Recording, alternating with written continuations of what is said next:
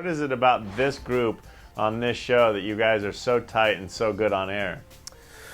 I think Brecken did a really good job of hiring, the four of us. We're all complete opposites of each other in terms of our, behind the scenes sort of lifestyles.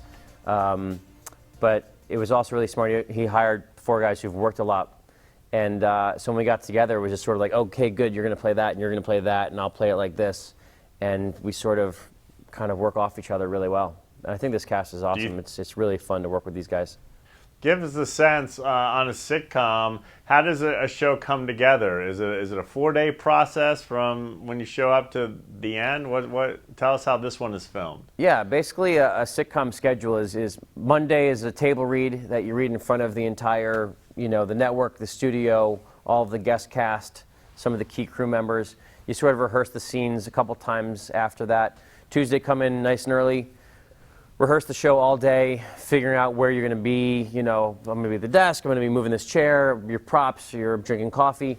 And then we do a run-through for the writers that afternoon so they can see what jokes are working and what jokes aren't. Wednesday, the same thing, except Wednesday's run-through is for the studio and the network, so there's, 50, 80 people watching the show.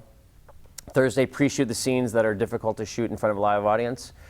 Fridays come in camera block with the camera guys for the first time all day, and then at 6 p.m. start shooting live, and we just shoot the show straight through by page order, and we're usually done around 10.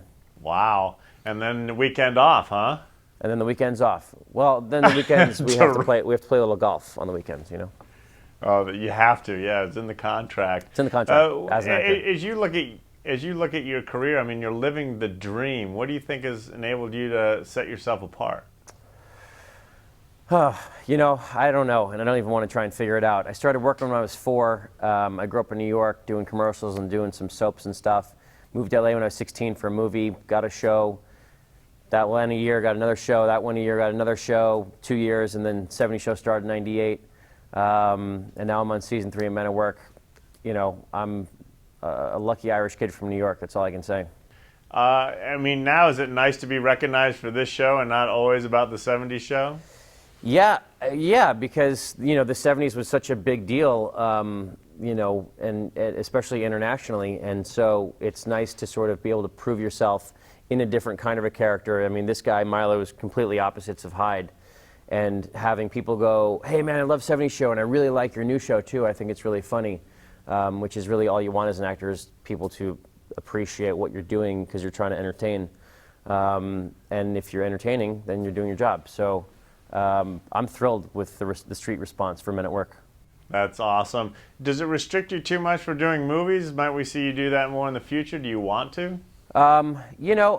I've done a lot of movies in the past. I just shot 2 movies. I shot Hot Bot with the Polish Brothers and Killing Winston Jones with Danny Glover and Richard Dreyfuss.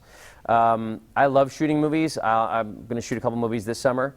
But for me, I love doing TV shows. I love the schedule. I love the camaraderie. I love the crew members.